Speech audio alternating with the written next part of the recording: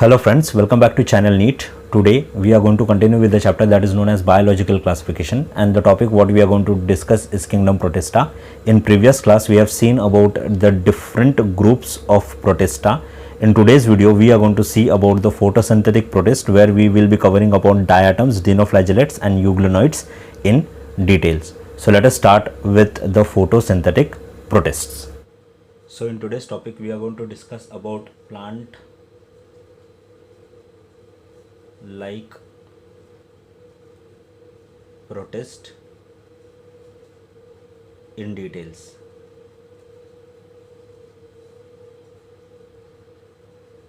So let us see the first one, plant like protist.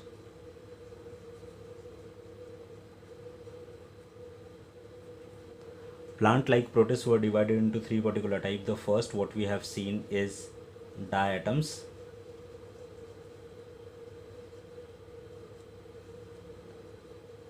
Second was desmids.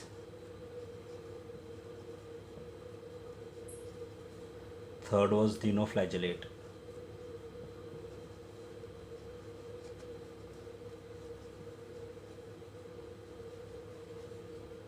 So in today's topic we are going to discuss about diatoms and desmids in details. So these both together are called as chrysophytes.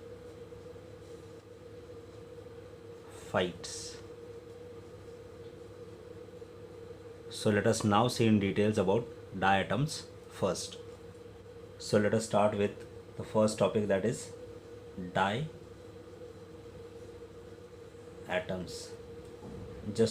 Just to recall, I'll just write the topic here. The first that we are going to see is diatoms, which could be also including desmids. And the third topic that we are going to discuss in this is dinoflagellate.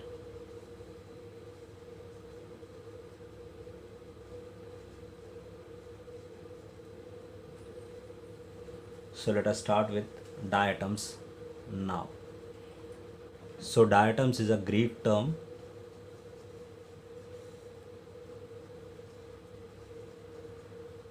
in which di means two and temnin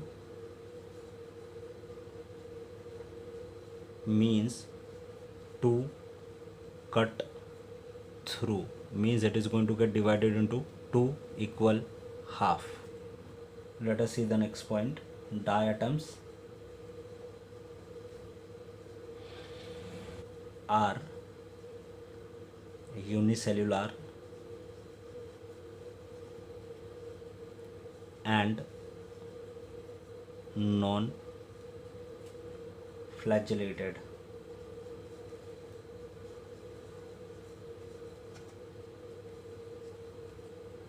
Let us see the third point.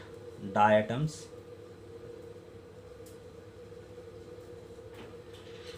and desmids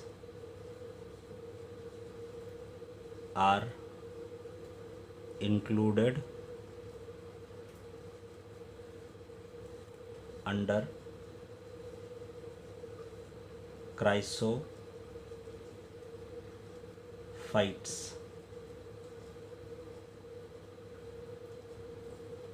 Let us see the next point. They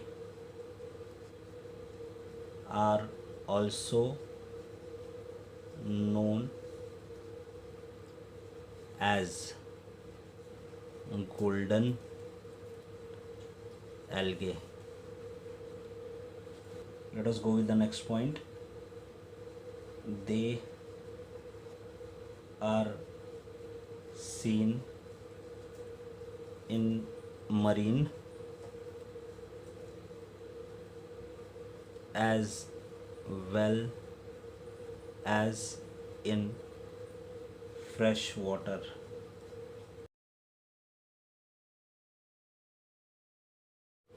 Let us go with the next point. They generally float passively along with water currents. This point is very important. They float because they are made up of some lipid and oily structure, which we'll see in details ahead. So if they are floating passively, there was a term given to them that is known as planktons. So please remember this out. Let us go with the next one. They show movement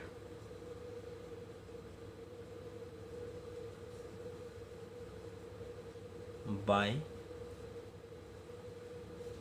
mucilage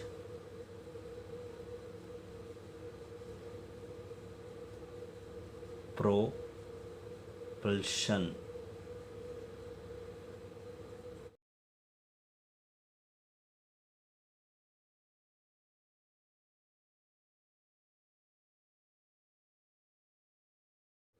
Let us see the next point. They are sewage water pollution indicators.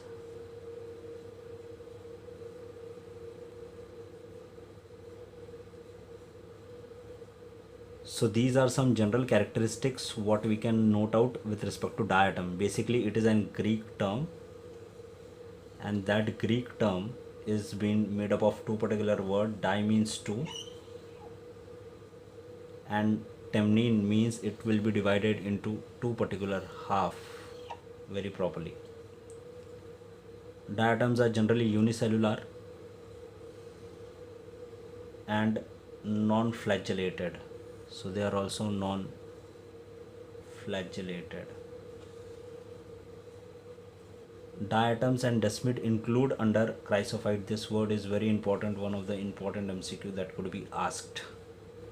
Both of these are considered as golden algae. Again, this becomes very important MCQ. Diatoms are generally seen in marine as well as in fresh water. Diatom generally they are going to float passively, and since they are going to float passively, they are called as planktons. Diatoms are going to move in a specific manner that is known as mucilage propulsion. This becomes again an important word, could be an ask for MCQ. And the last, they also consider as water pollutant indicators. So this again is an important point. So these are some general characteristics what we note in diatoms. So we will stop up here today. Since protist is a very long topic, we will try to divide it into some smaller segments so that we cover each and every important topic. I hope you understood today's topic. Hope to see you in next video. Till then, take care. Have a nice day. Bye.